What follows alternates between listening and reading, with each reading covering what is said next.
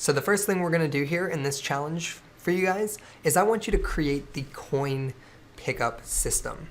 So we have our coin here, and if we zoom in on our coin, let me go ahead and rotate my camera here. So if we look at the coin, it's set up to be picked up by our player. What you need to do now is go ahead and create the logic that's actually going to allow us to check for that collision using the onTriggerEnter. Now, when you're creating behavior scripts, you're going to create a new C# script and name it coin. And what you need to do is you need to think of this as a behavior. So you're creating the coin's behavior. So what is the coin's behavior? You need to check for collision using onTriggerEnter.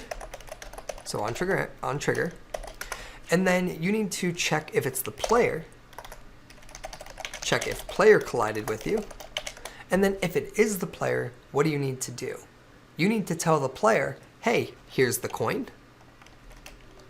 Give player the coin, which means what? That means the player is going to need a variable for has coin.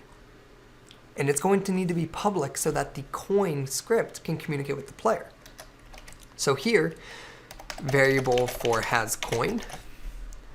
And back to the coin, once you give the player the coin, what do we want to do?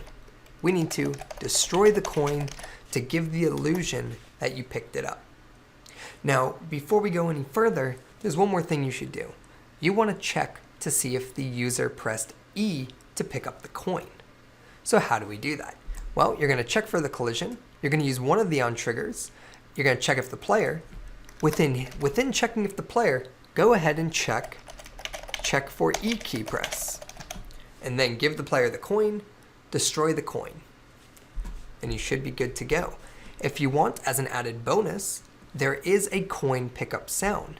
Give the player the coin, play coin sound. Okay, that's your task. I will see you in the challenge review.